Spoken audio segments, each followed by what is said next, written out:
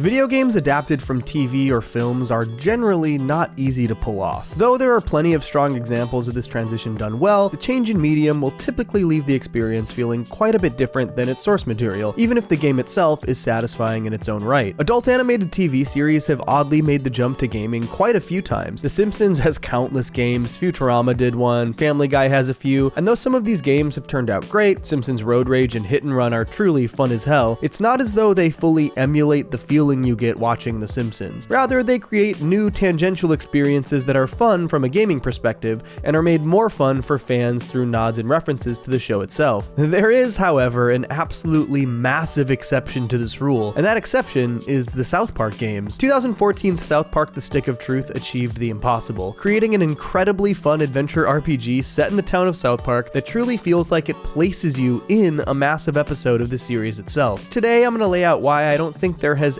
ever been a better example of a TV or movie being adapted into a game than this one. Let's talk about South Park: The Stick of Truth. But first, let me ask you something. Have you ever been in a car accident or gotten injured in a situation where it isn't your fault? A few years back, I got rear-ended and I didn't think it was a big deal, but the whiplash hurt my neck and severely affected my day-to-day life for a while. The idea of hiring lawyers to help with the insurance claim was so daunting and overwhelming, I didn't even consider it at the time, which is why I wish I had known about Morgan & Morgan, a personal injury law firm that makes the process so easy for their clients. Morgan & Morgan has modernized the injury law process so you can submit a claim, have a lawyer review them, sign documents, upload pictures, share medical records and doctor bills all through your phone. You can even text your attorney and case manager without going into an office. And best of all, Morgan & Morgan will not collect any fees from you unless they win your case. No fees or upfront costs. If you don't win, it's free. If injured in an accident, hiring an attorney is so important, and more than 3 million people trust Morgan & Morgan. If you're ever injured in an accident, you can check out Morgan & Morgan. You can submit a claim in 8 clicks or less without having to leave your couch. For more information, go to forthepeople.com/Johnny2Cellos or dial pound law. That's pound 529 from your cell phone. South Park has a relatively tumultuous history in the video game space. The late 90s and early 2000s saw games like Chef's Love Shack and South Park Rally released for various consoles, with no input from creators Matt Stone and Trey Parker. After those games turned out, well, not good, Matt and Trey decided to stop licensing out the brand for video games until they could actually work on something worth playing. In the late 2000s, they were approached once again about making a video game, but they had one major stipulation. The only thing that really interested us was if we could make a game where it felt like you were in an episode of South Park. This time around, Stone and Parker took a much more hands-on role in every facet of game development. They were huge fans of Obsidian Entertainment and contacted them to develop the game. They had South Park Studios animate their concept for the game's opening to help pitch their vision to Obsidian, and they even initially self-financed the development through South Park Studios, fearing that they'd struggle to find financiers without censoring their trademark South Park edge. Development did not go entirely smoothly, however. After a series of cancellations and bankruptcies, the rights to the game were auctioned off to Ubisoft, who quickly decided it needed significant reworking, pushing back the release by 6 months. And you can actually tell that a lot of the ideas Matt and Trey had for the game didn't make it into the final version. In their 2012 E3 trailer, there are countless scenes, concepts, and elements of the game seen that were not found in the game released. Shots of South Park itself entirely destroyed, the school burning. First came the goblins, then underpants gnomes, vampire kids, hippies, crab people. The entire trailer is loaded with scenes and locations that would never be seen. Dramatic discussions in caves, a massive fight Lord of the Rings style, you even see a summon of the woodland critter Barry the Bear, and a fight against multiple crab people and vampire kids. The game itself would ultimately include only a single crab person, and the vampires were relegated to background filler. However, despite their lofty goals not quite being met in the development stage, South Park: The Stick of Truth nailed the unequivocally most important aspect. It felt like South Park. You get to create a character that is dropped right into town and gets to go on a massive, classic South Park adventure, like you are playing an episode of South Park. And it's one of my favorite video game experiences of all time. Just a heads up, this video is going to contain full spoilers for countless aspects of this game's story. If you've never played it and are a fan of South Park, I highly recommend checking it out. As of the time of this video's release, it's on sale on the Switch eShop for like $12, and you can find physical copies for other consoles incredibly affordably. Alright, let's dive into it. The game opens with Cartman setting the stage for the story, showcased in an incredible animated cutscene very clearly inspired by Ralph Bakshi's Lord of the Rings film. But even though the Wizard King is so undeniably cool, the Drow Elf armies continue their attacks. They seek the human's most treasured relic, the stick of truth. I love that the game opens with this stylized look into the kids' imaginations. It's one of the things the game does so well. Initially, the adventure is simply kids playing a game, which is classic South Park. The kids take it very seriously. They are fully invested in the fictional world that they've built, which is a perfect entry point into a video game. But after you create your character, the game truly feels like you've been dropped into an episode of South Park. It opens up with the classic shot of the South Park sign overlooking the entire town, just the way countless episodes of the show begin. You're the new kid in town, and your family just moved in. The game really embraces the idea of the silent protagonist, but in a very South Park way. Your character never talks, and the other characters do not ignore this fact. We've got some money for you on the kitchen counter, sweetie. Just be back before it gets dark. Yeah, we love you too. The game also plays up the new kid's mysterious past in a vague way, so they really had a fun time hitting main character tropes from video games. And the pacing is absolutely perfect. You leave your house and immediately run into Butters, who, in Butters fashion, is getting beat up. You help him and your journey begins. I love the way they slowly introduce the kids and world in this game. First meeting Butters, who then introduces you to Cartman, Kenny, and smaller side characters like Clyde and Scott Malkinson, but you don't even see Kyle and Stan until you've covered a ton of ground in the story. It's great. Every aspect of the game manages to embrace the spirit of South Park itself. Your silent protagonist names himself, but Cartman opts to simply call you douchebag. They even make the combat tutorials funny, with Cartman deriding you when you make mistakes, and my favorite part, Clyde crying after you beat him up. And at the end of your inauguration, the introduction to the sacred relic itself, and the very basic idea which this entire game is founded on. Just 2 days ago, we took the stick back from the elves. Our kingdom was dying, but now it thrives. For whoever controls the stick controls the universe. Again, I just love how the kids make a simple idea such a massive and dramatic task. On its face, it's literally just keep the stick away from the other team, but in their game, it's the livelihood of their entire kingdom. It's just the way kids play, and it's so perfectly in the spirit of South Park. Reminiscent of episodes like The Return of the Fellowship of the Ring to the Two Towers or Good Times with Weapons. And again, it's perfectly paced. Right after this, the elves attack, stealing the stick immediately. Na na na na na na. We still control the universe. It's God. The entire opening sequence of events is an incredible introduction to the game. It establishes the characters, stakes, gameplay, combat, and genuinely feels like you're in an episode of South Park, all handled in about 20 minutes. And then you get your first real quest. Go out and corral Cartman's soldiers, a perfect way to get you acquainted with South Park itself. And oh man, if you are a fan of South Park, it cannot be overstated how amazing it is to be able to just fully explore everything the town has to offer. You've got 3 kids to recruit back to Koopa Keep, but it is unbelievably easy to get lost, exploring the nooks and crannies of the town, checking out Main Street, the park, or nosing around all of the kids' houses and rooms. And exploring is unbelievably rewarding for fans of the show, as every single location is jam-packed with Easter eggs. Exploring the gang's rooms, and particularly their closets, yields a full-on treasure trove. In Cartman's closet, you can see Osimo, the Coon costume, his Faith Plus One record, the sword from when he was a pirate, a helmet he wore in Up the Down steroid, and so many more. Kyle's closet has his Chewbacca mask from the Season 1 episode Pink Eye, and a photo of his elephant. Butter's closet has his Professor Chaos costume, an Imagination Land collector's set, his Mantequilla hat, plus you can get the key to his Chaos lair at the You Store It, packed with even more fun references, including a wall dedicated to finding Mysterion's identity. Kenny's closet has his Mysterion costume, the conch of Blind Faith from Jubilee, a bottle of Pregnant No More, but the best has got to be Stan's closet. I'm never coming out! One of my other favorite details is in the school. There's an entire display called the Hall of Honor that shows all the characters who have died. Miss Crabtree, Miss Chokes-on-Dick, Chef, Pip, and Gordon Stoltzky. They also have this first place ribbon labeled 2005, a meta reference to the fact that South Park won its first Emmy in 2005. But this whole quest to recruit Craig, Tweek, and Tolkien really shows you around all of South Park. The guys need me now? Well, there's no way, man. I have way too much to do. Tweek asks you to go pick up something for his parents' coffee shop so he can get out to play sooner, which takes you down to Kenny's house to get, some secret ingredients. Once you finish, he sends you a friend request and he heads to Koopa Keep. Then you can't get on Tolkien's property without getting past the security guard, who pepper sprays you, so you have to go down to Jimbo's shop to get a gas mask. Then when you get to his door, Tolkien sends you a friend request and he joins up. Huh. Oh, wait a second, that's weird. They spelled Tolkien's name wrong. Boy, I really hope somebody got fired for that blunder. Oh well, but this first quest is a perfect way to make sure you know your way around South Park and get an opportunity to explore the entire town. You also learn that Craig is in detention, which sends you on your first real mission, but not before you start to learn magic, which is just your farts. I mean, it wouldn't be South Park without some serious toilet humor, right? Your character possesses incredible farting abilities that will become more powerful over the course of the game, but they come with one important rule. But, dude, seriously, remember, don't ever do that on someone's balls, okay? Seriously. Do not forget that one, it's important. But breaking Craig out of detention is sort of like a dungeon. You've got to collect various keys to get into different rooms of the school, to get more keys to get into other rooms so you can break Craig out, all while fighting the Ginger Hall monitors. Officer down, all hallway monitors to the right hallway. Oh, God damn it. Here they come. They're gonna get you, Craig. You're not getting out of detention. I'll be out of here in 10 minutes. And finally, after rescuing Craig, you have one last mission for the day. Take down the bard at the Inn of the Giggling Donkey. Another example of how fun these kids' imaginations can be. I love the scene where they walk into the Giggling Donkey, particularly the music here.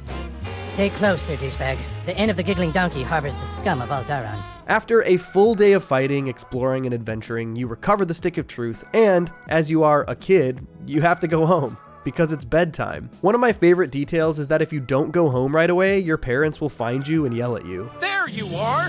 We've been looking all over for you. Do you know how late it is? You are grounded. So this game operates on a day-night cycle. During the day, you get to go explore the town and do quests and side quests at your own leisure, and during the night, you're given a more focused linear side plot. And the first linear side plot could not be more perfect for the first South Park game. Alien abduction. I mean, how could you make a South Park game without heavily featuring these aliens? The main antagonists in the pilot episode of the entire show. Although honestly, there is a ton of stuff that happens on the alien ship that I cannot show you in this video without getting demonetized. It's wild. But it's all very in line with what we saw in that pilot. The 2 night missions also each grant you a new ability that will help you get past obstacles and explore new areas of South Park. This one gives you this butt probe that you can use to scan these satellites and teleport to nearby areas. Very fitting given the subject of the pilot episode is Cartman getting probed. They really did just hardcore cater this game perfectly to the South Park experience, with not just direct references, but gameplay homages to the history of the show. This entire alien spaceship mission is really fun too, and it's where you get to meet Randy for the first time, though, again, I can't show him much because of how they show him. My favorite part about traversing the ship was finding these audio logs that make fun of finding audio logs in video games. Day 2.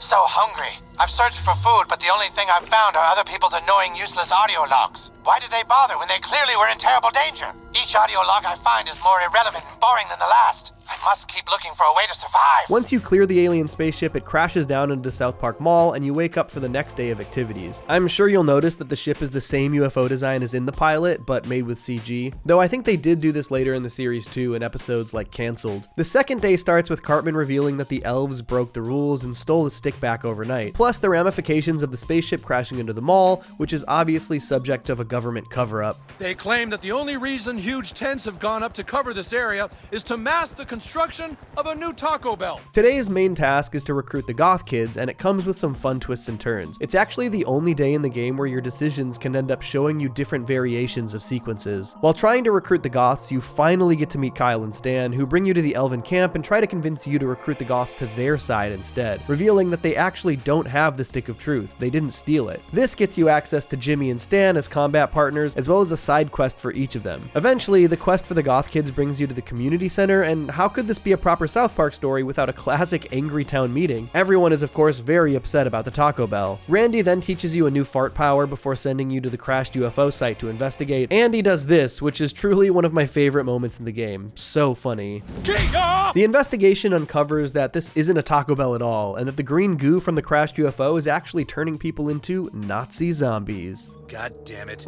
I'm so tired of Nazi zombies. It's so overused. This is pretty classic South Park, criticizing something they've seen too much of in video games while parodying it themselves. Once you recruit the goth kids, you get to decide if you're teaming up with the elves or the humans, and the following scenes will differ slightly depending on what you choose. You either get a scene at the elven camp or at Koopa Keep, and then whichever team you choose will be attacking the school in the following mission, while the other will be defending it. Your allegiance also determines who your combat allies can be, as well as who you fight against during the assault on the school. If you choose the elves, you'll face off against Butters, but if you choose the humans, you'll fight Stan. It's nice that we at least got a little bit of variation on these sequences of events, though I will admit, it would have really been great if there were even more Allegiance-specific cutscenes throughout the game. I do find this game to be incredibly replayable, simply because it's fun and very digestible, but imagine if you could see even more entirely different scenes on additional playthroughs. Man can dream. In the end, you fight Kyle or Cartman, depending on your allegiance, before discovering the truth of what happened to the stick. Greetings, humans and drow elves of Zarod.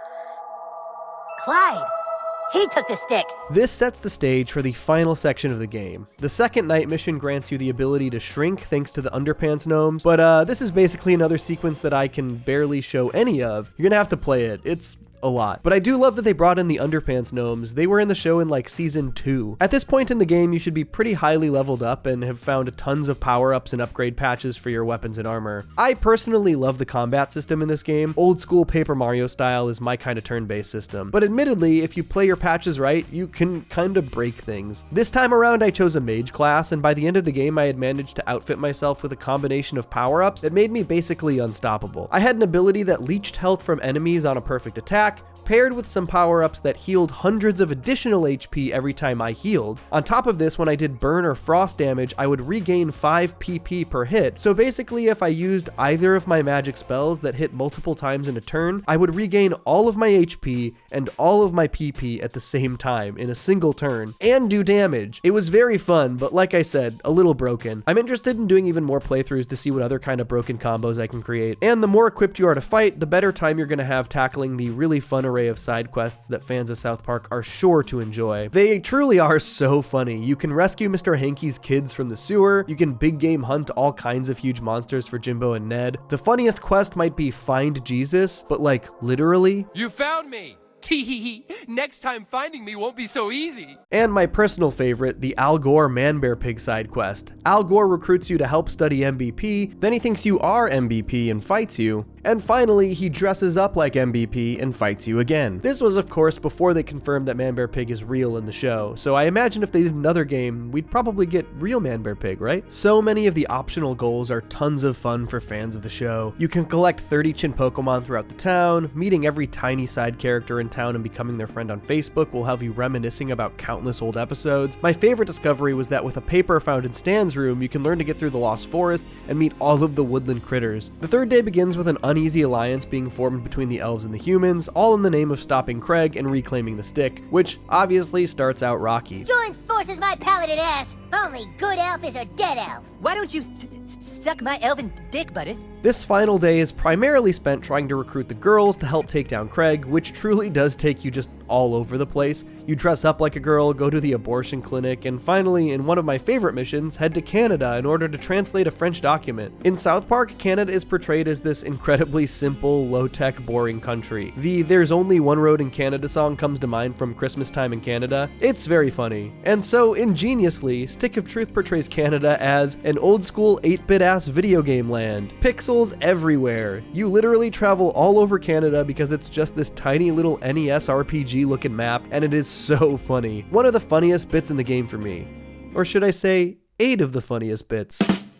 The Canada mission ultimately takes you to Terrence and Philip, who teach you the most powerful part in the game, and honestly, how could it have been anyone else? The asses of fire themselves. And with the girls recruited, we've reached the final mission, the assault on Clyde's fortress. Overall, this is a pretty fun final dungeon. It maybe could have been a little longer, but you have a few options for entry, and you fight some good enemies, including Craig. Oh, there's also this other part where you have to go, into Mr. Slave to disarm a snook, a reference to the episode The Snook, and the entire mission is also a reference to the Lemmiwigs adventure from Death Camp of Tolerance. I'm not entirely sure how much of it I can show you, but I did love seeing the souls of the dead animals again. And then we begin the final boss fights, and this first one is a doozy. Rather than fight Clyde, he uses the green goo to resurrect Chef and turn him into a Nazi zombie. You bastard. This fight has some really tough aspects to it, but the thing I loved most was that as you get closer to defeating him, Chef starts to actually snap out of his Nazi zombieism. His love for the gang nearly causes him to stop being a zombie. I'm sorry, boys. This is of course a reference back to Chef's final appearance in The Return of Chef, as he was able to break himself free of the brainwashing and escape with the kids before his brutal death, of course. Speaking of, Chef's death here is